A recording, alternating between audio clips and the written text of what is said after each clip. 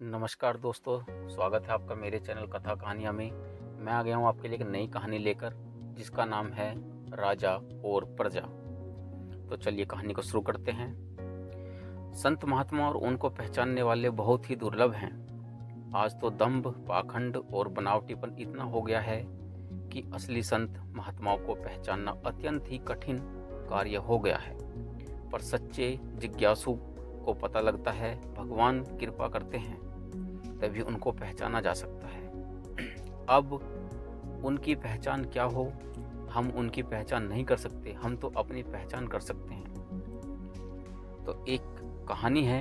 एक नवयुवक राजगद्दी पर बैठा 5-7 वर्ष राज्य करने के बाद उसने अपने राज्य के बड़े बूढ़ों को इकट्ठा करके पूछा, आप लोग बताएं कि राज्य हमारा ठीक रहा या हमारे पिताजी का ठीक था, अथवा हमारे दादाजी का ठीक था। किसका राज्य ठीक रहा? आपने हमारी तीनों पीढ़ियों का राज्य देखा है। बेचारे सब चुप रहे। एक बहुत बूढ़ा आदमी खड़ा होकर कहने लगा कि महाराज, हम आपकी प्रजा हैं। आप उम्र में छोटे हैं तो क्या हुआ, आप हमारे मालिक हैं। अब हम आपके बारे में निर्णय कैसे करें कि आप में कौन योग्य और कौन अयोग्य है, कौन बढ़िया और कौन घटिया है? यह हमारी क्षमता नहीं है। मेरी बात पूछें तो मैं अपनी बात तो कह सकता हूँ, पर आपकी परीक्षा नहीं कर सकता। राजा ने कहा, अच्छा, अपनी बात बताओ। वह कहने लगा, जब आपके दादाजी का राज्य था उस समय मैं जवान था, मैं पढ़ा लिखा था, शरीर में बल भी अच्छा था। मैं एक लाठी पास में रखता था। उस समय यदि 5-10 आदमी एक साथ भी सामना करने के लिए आ जाते तो मैं हार नहीं खाता, बल्कि उन सबको मार दूं, ऐसा मेरा विश्वास था। एक दिन मैं किसी गांव जा रहा था। रास्ते में चलते चलते मेरे कान में किसी स्त्री के रोने की आवाज़ आई। तो मैंने सोचा चलकर देखें क्या बात है। मैं आवाज़ की दिशा में गया तो देखा कि एक सुंदर युवती अकेली जंगल में बैठी रो रही है। उसने बहुत कीमती गहने कपड़े पहन रखे थे। मैं अचानक उसके पास पहुंचा तो वह डर गई और एकदम चुप हो गई। मैंने बड़े प्यार से कहा कि बहन, घबराओ मत, बताओ कि तुम क्यों रो रही हो। मेरे ऐसा कहने पर वह अस्वस्थ हुई और बोली, मैं बिहार से ससुराल जा रही थी। साथ में 2-4 बैलगाड़ियां और ऊंट थे। रास्ते में डाकू मिल गए तो उनसे मुठभेड़ हो गई। मेरे संबंधी और डाकू आपस में लड़ने लगे। मुझे डर लगा तो भागकर जंगल में चली आई और यहाँ आकर बैठ गई। अब उनका क्या हाल हुआ ये तो भगवान जाने, किंतु मैं किधर जाऊँ यह भी मुझे रास्ता मालूम नहीं। मेरा जन्म गांव तो दूर रह गया, लेकिन ससुराल गांव पास ही है, ऐसा अंदाज है। लेकिन मैं जानती नहीं क्या करूं। यह सोचकर रोना आ रहा है। इस तरह कहकर उसने मुझे अपना ससुराल का पता बताया। मैं उस गांव को जानता था, इसलिए मैंने उससे कहा, बहन तुम चलो, डरने की कोई बात नहीं है, मैं तुम्हारे साथ हूँ। पूछने पर उसने अपने ससुर का नाम कागज पर लिखकर बताया। मैं उसके ससुर को जानता था, इसलिए उसे उसके ससुराल ले गया। रात हो चुकी थी। सब लोग तरह तरह की चिंता कर रहे थे। वे लोग बहुत दुखी थे क्योंकि बहू के शरीर पर गहने आदि थे। बहू को सही सलामत पहुंची देखकर सबके मन में प्रसन्नता छा गई। उस स्त्री ने अपने घर वालों से कहा, इन सज्जन को मैं पिता कहूँ या भाई कहूँ? इन्होंने मुझे बड़े प्यार से धीरज दिलाया और यहाँ तक पहुँचाया। उसके ससुर मुझे इनाम देने के लिए 500-700 रुपये लाए और लेने का आग्रह करने लगे।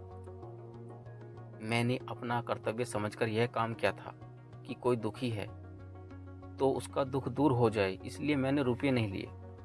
मैंने मन में सोचा कि अपने कर्तव्य पालन की बिक्री नहीं करूँगा। मेरे मन में रुपये न लेने से बड़ा संतोष रहा। मैं वापस चला आया। यह बात तो आपके दादाजी के समय की थी। इसके बाद आपके पिताजी का राज्य आया।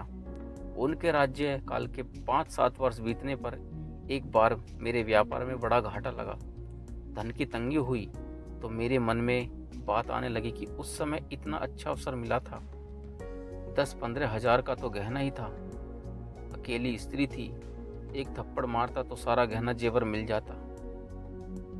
आज यह दुख नहीं भोगना पड़ता। उस समय बड़ी भूल हो गई, अब पछताने से क्या हो। जब वे इनाम देने लगे तब भी नहीं लिया। बड़ाई का भूखा आज तंगी भोगता है। इस प्रकार के भाव मन में आए थे। महाराज, आप तो अवस्था में मेरे पोते के समान हैं। आपके सामने कहने में लज्जा आती है।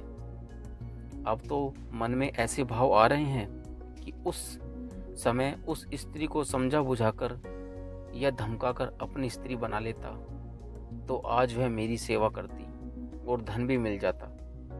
परंतु अब तो बात हाथ से निकल गई, पछताने से क्या लाभ। इस तरह महाराज, हम तो अपने मन के विचार बता सकते हैं।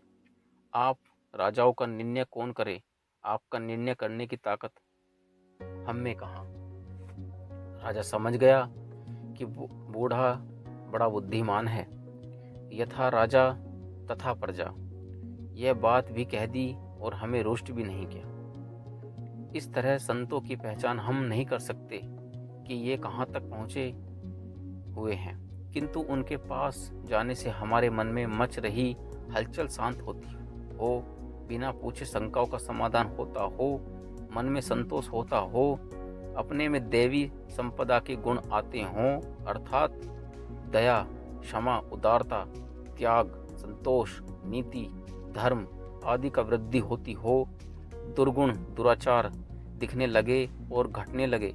जिन महापुरुषों के संग अथवा दर्शना से ऐसी विलक्षणताएं आती हों तो हम अंदाज लगा सकते हैं। इसके अलावा हम गरीब हों अथवा धनी हों, जिनके मन में हमारी कोई गरज नहीं दिखती, हम धनी हैं तो कुछ ज़्यादा आदर करें और गरीब हैं तो निरादर करें। हम में से वे कुछ स्वार्थ सिद्ध करना चाहें, ऐसा हमें कभी लगता ही नहीं। हम उनसे ज्ञान योग, भक्ति योग, कर्म योग आदि की बातें पूछते हैं तो वे उनसे भी आगे की बातें बता देते हैं। हमारी दृष्टि में सगुण, निर्गुण, साकार, निराकार के तत्वों को जानने वाला उनसे बढ़कर कोई दिखता नहीं। ऐसे महापुरुषों का संग मिल जाए तो बड़ा लाभ होता है। तो दोस्तों, कहानी यहीं पर समाप्त होती है। कहानी अगर अच्छी लगी हो तो कृपया लाइक करें, शेयर करें और चैनल को सब्सक्राइब करें और कृपया कमेंट करके अपनी राय जरूर दें। धन्यवाद।